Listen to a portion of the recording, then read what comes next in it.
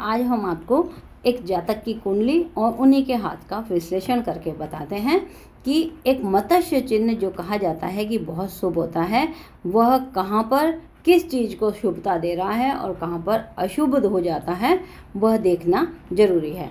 तो इस हाथ में हम मंगल क्षेत्र पर मत्स्य चिन्ह का प्रभाव क्या होता है और दशा के साथ आपको वो क्या प्रभाव देगा, ये सब बताएंगे। तो मंगल के दो क्षेत्र कहे गए हैं। एक तो हाथ के अंदर ये वाला क्षेत्र भी मंगल का कहलाता है, एक बाहरी क्षेत्र यहाँ भी कहलाता है। अब हम सबसे पहले आपको मत्स्य का चिन्ह इस हाथ में दिखाते हैं। यह एक 50 वर्षीय जातक की कुंडली है। अगर आप यहाँ से देखें तो मत्स्य चिन्ह कभी भी स्पष्ट नहीं दिखाएगा, रेखाओं को जोड़ करके ही आपको वो साइन नजर आएगा। तो ये चिन्ह जो बना, ये मत्स्य का चिन्ह है। इधर मंगल का क्षेत्र कहलाता है, राहु का क्षेत्र यहीं पर ही होता है। तो इसमें आपको गौर करने वाली बात है, ये 50 वर्षीय व्यक्ति की कुंडली है। यहाँ पर 50वें साल में ये चिन्ह यहाँ पर जीवन रेखा खंडित हो रही है। अब इस 50 साल में जब ये खंडित हो रही है तो इसे आयु देना चाहिए। ये जो दे रहा है मत्स्य चिन्ह आयु के लिए बनना चाहिए। आयु के लिए हम इसलिए कह रहे हैं क्योंकि ये देखिएगा मंगल यहाँ पर अष्टम भाव में है। तो अष्टम भाव कष्ट का होता है, वहाँ पर इनको कष्ट नहीं दिया, आयु इनको पूर्ण दे दी। किसने? इस मत्स्य चिन्ह ने। अब मत्स्य चिन्ह ने इनको क्या दिया? इस मंगल चिन्ह पर एक बहुत बड़ी भूमि जो इनकी नहीं होकर के बल्कि इनकी चाचा की थी, क्योंकि मंगल जो होता है वो चाचा का कारक भी होता है, भाई का कारक भी होता है। तो यहाँ पर एक बड़ी सारी संपत्ति दी। जीवन रेखा विशेष कर ध्यान रखना कि राहु की इनकी दशा चल रही थी, और राहु की जब भी दशा चले और वहाँ पर अगर धन आता है तो वहाँ पर परिवार की या आयु की हानि जरूर होती है। तो यहाँ पर इस राहु ने क्यों दिया धन? क्योंकि कुंडली में देखें राहु छठे घर में बैठा हुआ है। छठा घर में राहु बलवान होता है, वहाँ पर शत्रुओं से विजय दिलवाकर इनको धन दे दिया। लगन का मालिक, छठे का मालिक और कर्म स्थान यानी यहाँ पे ये शुक्र बैठ गया, मालव्य योग लेकर के, उत्तम योग था, इनको प्रॉपर्टी दिलवा दी। हुआ क्या? इस मंगल ने, क्योंकि राहु की दशा थी, छठा घर क्या होता है? ये घर पति का होता है और ये घर पति की हानि का होता है।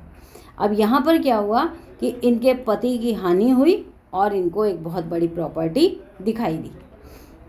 प्रॉपर्टी पहले ही मिल गई थी, जीवन साथी की हानि दे करके मंगल ने इनको धन देने का काम किया। क्योंकि मंगल जो जुड़ा था वो 7th, 8th और 12th हाउस से जुड़ा था। इसका मतलब है, देखिएगा भाव जुड़ रहा था 7, 8, 12। पति कष्ट हानि, पत्नी कष्ट हानि, यानी जीवन साथी की हानि यहाँ दिख रही थी। अब जीवन साथी की हानि के साथ साथ इनको इस मंगल ने प्रॉपर्टी क्यों लाई? सूर्य मंगल का योग, गुरु चंद्रमा गजकेसरी योग, लेकिन एक ही जगह ये घर होता है जो 12th हाउस होता है, वो सैया सुख भी कहलाता है।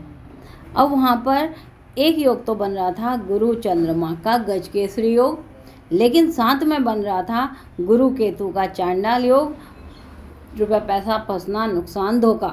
तो इनके साथ जो धोखा हुआ वो व्यक्ति के रूप में हुआ। चंद्रमा केतु ग्रहण दोष। तो यहाँ पर इनकी, क्योंकि राहु की दशा चल रही थी, आप स्पेशल ध्यान रखें कि अगर गुरु की दशा चलेगी तो धन की हानि चली जाती है, लेकिन इंसान बच जाता है। राहु की दशा है और आपने कहीं से बड़ा सारा धन अपने बल पर ले लिया, यानी ताकत का इस्तेमाल करके ले लिया, तो वहाँ पर आपको बहुत बड़ा नुकसान उठाना पड़ सकता है। इस बात का विशेष ध्यान रखें कि जब आप किसी से लड़ाई कर रहे हों, खास करके धन के लिए, तो ये सोचना पहले अपनी कुंडली या हाथ का विश्लेषण कराएं कि मेरी दशा कौन सी चल रही है, मैं जिस दशा में उस चीज़ का प्रयास कर रहा हूँ वो मेरे लिए शुभ रहेगी या नहीं। आने के बाद अगर ऐसी चीज़ हमारे लिए नहीं है शुभ, तो हमको उसको त्याग देना चाहिए। तो ये इनकी कुंडली और हाथ का विश्लेषण था।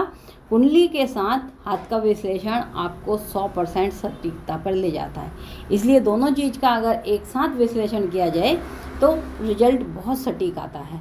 अगर आपकी भी कोई समस्या है और आप विश्लेषण कराना चाहते हैं तो हमारे दिए गए नंबर पर संपर्क करके अपनी हाथ और कुंडली का विश्लेषण करवा सकते हैं। ये आपके लिए बहुत उत्तम रहेगा।